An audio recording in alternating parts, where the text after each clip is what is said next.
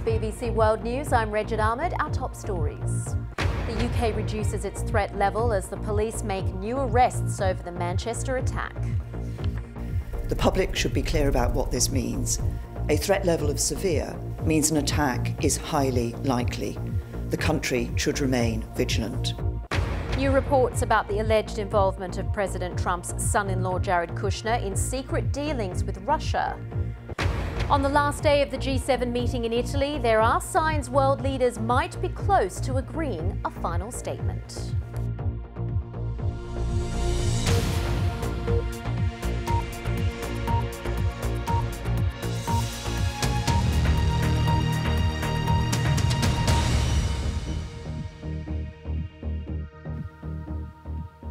Hello and welcome to BBC World News. The British government has reduced the threat level in the UK from critical down to severe. It follows a police claim that they've rounded up most of the group linked to the Manchester bomber Salman Abedi. 11 people are now being held, and security is still being increased this weekend at hundreds of events across the UK, including football matches. Tom Simons reports. And we do hope to be live in Manchester with our correspondent shortly for an update on that story. Well, let's move on. US media have published fresh claims about alleged links between President Trump's transition team and the Russian government. It's been reported that in December, Mr. Trump's son-in-law and advisor, Jared Kushner, asked the Russian ambassador to set up a secret channel for communication with the Kremlin. From Washington, David Willis reports. Well, journalist and broadcaster Michael Goldfarb explained to me why the claims about Jared Kushner were so significant. Well, the Washington Post story today points out that Jared Kushner was in touch with the Russian ambassador Kislyak in the first week of December of last year. Now, you have to remember, this is just after Donald Trump has won the election, but it's the transition period.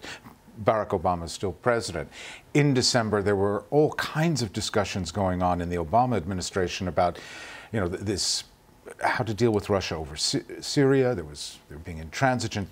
There are ways of applying pressure to Russia. And in the middle of all this, backdoor goes Jared Kushner, President Trump's son-in-law. And as was revealed today, he was in contact with the ambassador and asked for a secret back channel to be opened up to the Kremlin on Russian communications equipment as well. Now, this is quite extraordinary. One, because it's one thing if you're going to have a change of policy as an incoming president, a Russia reset. George W. Bush tried a Russia reset. Barack Obama tried a Russia reset. And Donald Trump campaigned on trying to have better relations with Russia. That's fine. But there's a whole State Department apparatus, there's a security services apparatus that you make use of, that you're invited to make use of in the transition. This was something done in secret, and it's kind of unprecedented. Is it illegal? No, it doesn't seem like it's illegal. Is it uncustomary? Absolutely, and it's raised a lot of questions about Kushner. So, as you say, Jared Kushner isn't necessarily suspected of a crime at the moment, and you've explained why it's unusual what he's done, but why is it significant that it's Jared Kushner himself? Well, Jared Kushner has emerged as President Trump's top advisor. The Trump White House, it's reported, and certainly their record over the first 4.5 months of his presidency indicates, it's chaotic. There are competing power centers among all of these advisors that he's appointed. So Jared Kushner being under some kind of cloud, for, if nothing else, poor judgment, is worth talking about. But beyond that, as you know, the president fired the head of the FBI, James Comey, who was conducting an investigation into all of these Russia contacts. There's no crime established, but there's a phenomenal amount of contact between the Trump campaign and the Russian government and people close to President Putin during the course of the 18 months that he ran for office. And that was Michael Goldfarb there speaking about the investigation into Jared Kushner. Well, President Trump is among the leaders of the 7 top industrial nations meeting at the G7 summit in Italy for the final day of talks, with members inching closer to an agreement. The talks in Italy became deadlocked over a series of issues pitting President Trump against the leaders of the other nations, with climate change a particular sticking point. Well, earlier the BBC's James Reynolds spoke to us from the G7 summit in Sicily, and we asked him how close to an agreement the members actually are. I think we need to just pause for a second, because there has not been a final communique, and all we're getting at the moment are reports from unnamed officials which are being picked up by news agencies. So I think we'll continue to be cautious until we hear a final communique. Some of those reports by unnamed officials, which are being reported by 2 news agencies, suggest that there is still deadlock on climate change, that there is potential wording which may recognize what we already know, that 6 countries in the G7 want the Paris climate change accord to continue, and 1 country, the United States, is evaluating its continued participation in that. We'll have to see if these reports from unnamed officials are borne out by the final communique. If they are, it is a reflection essentially of what we already know, that there is the G7, but within the G7 there's now the G6 and the G1 led by America. Yes, we certainly want to know more about this protectionism issue as well, especially if Donald Trump is backing it, because he's been quite protectionist in terms of America's economy. But we know that there's been really difficult talks with Donald Trump. Do we know more about how much they're getting along and whether they have been able to reach some consensus?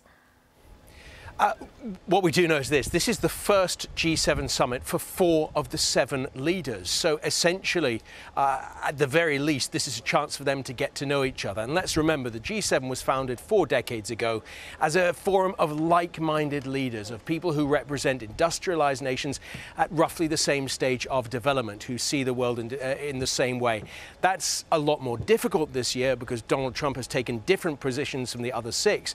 And I think the other 6 may see it as an opportunity, as their opportunity, to try to see if he can move his position. Bear in mind, one of his officials did say that his position on climate change was evolving. The final communique will tell us whether or not that's been backed up. Briefly, this is the last day of the G7. Where do you think they hope to be by the end of the day?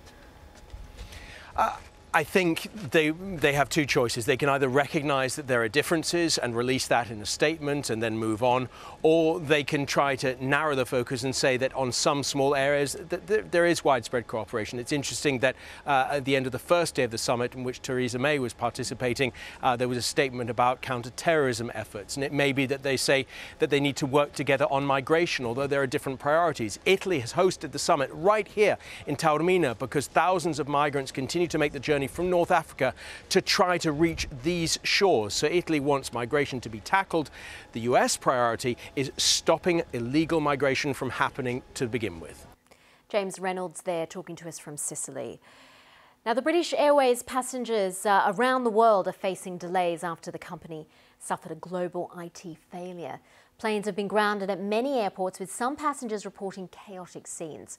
The airline has apologised and said it's working to resolve the problem. Our business correspondent Joe Lyon reports. Now, we do just have some more breaking news on that story.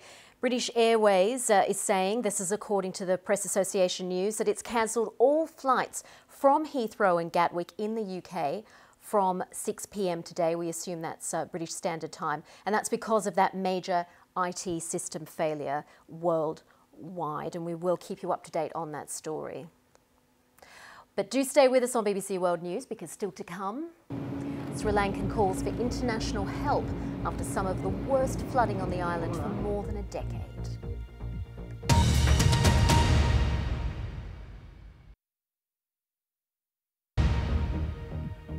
This is BBC World News, the latest headlines. The UK reduces its threat level as the police make new arrests over the Manchester attack. Well, let's get more on that story. Our correspondent Katrina Renton is in central Manchester for us now.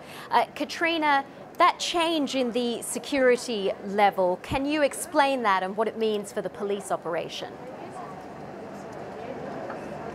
Well, Richard, Theresa May's announcement has come after the Cobra meeting, the government's emergency committee. Now, it's not her decision, it's the advice from the Joint Terrorism Analysis Centre. Now, the change means that it's gone from an attack being imminent to highly likely, so still the Prime Minister is saying that people must remain vigilant, but this is significant. It's significant because of the amount of activity there's been in the last 24 hours. And if you remember yesterday, the police were saying that they had to know, that they felt sure that the network had been completely, that they knew every component of the network had been found before they would be able to reduce this level. So this must suggest that they feel confident now that they have been able to reduce this level. We will not see any imminent change here, of course, because the police levels are going to remain high. The army is not going to be stood down until midnight on Monday, and that means that the same level of resourcing is in place over the weekend here in central Manchester, over the bank holiday. It's a holiday here in the UK this weekend, which means there's a lot of big events planned, things like the Great Manchester Run, which is tomorrow, with over 30,000 runners expected to take part in that, and big crowds. So the Chief Constable, Ian Hopkins, has actually just released a statement, and he's saying that the reduction in the threat level does not alter our response to Monday's horrific attack. 11 people are still in custody, and the level of resources are the same. You will see additional officers, additional armed officers patrolling the area, and the public should remain vigilant. So the police investigation very much continuing. Can you give us a sense of what the atmosphere is like in Manchester now? Are people trying to return to normal? Sure, Richard, let me just update you on the police investigation. As you know, it's been fast moving over the last 24 hours specifically. There are now 11 men in custody, aged between 18 and 44, on suspicion of terrorist offences. Nobody, I stress, has been charged. Now, to talk about the atmosphere here, well, I think you can see just from looking at the pictures of the tributes here, it's a sea, a carpet of flowers, balloons. This square is full of people. It's a busy Saturday lunchtime, but can you hear very much? No, that's because people are taking time to pause and reflect, to look at the tributes. There is no feeling of change really in the emotion here. People are still very, very sad about what happened. Angry, yes, as well, and defiant. And I think that is why the police here have been so keen to ensure that all of the events that were planned for this weekend here in Manchester go ahead with high visibility of police. There will be increased security checks, of course. And this place is now full of people from all over the UK, I should tell you that as well, because these big events like the Great Manchester Run attract people from all over. So we've been speaking to people who have come. They want to pay tribute because this has touched everybody, and people are talking about this, and people, many people we've spoken to, feel they have a real connection with what has happened here, and they want to make their feelings known on it. Katrina Renton in Manchester for us. Thank you very much. Chile's President Michelle Bachelet has marked the start of the construction of a $1 billion astronomical observatory high in the Atacama Desert. When it's completed in 2024, the aptly named Extremely Large Telescope will be 5 times bigger than the largest current observatory. And astronomers say it has the potential to transform our understanding of the universe. Now, the Atacama Desert has the best conditions for stargazing in the world because it's so dry and clear. And the main mirror will measure 39 meters across and will be able to find new, smaller planets. There you go for the astronomy lovers. Now let's just remind you of our top story, which has been developing across the day. The British government has reduced the threat level in the UK from critical to severe, and police investigating the Manchester suicide bombing have arrested 2 more suspects. That's brought the total number of men being held over the attack to 11. Now, officers say they carried out a controlled explosion to gain entry to a property on the outskirts of the city, and 22 people were killed in Monday night's attack. And police say they've captured a large part of the network involved, and extra security is being staged at a number of major sporting and music events in the UK over the weekend. So there is still a lot of security and police around the UK. Much more on the website, bbc.com/news.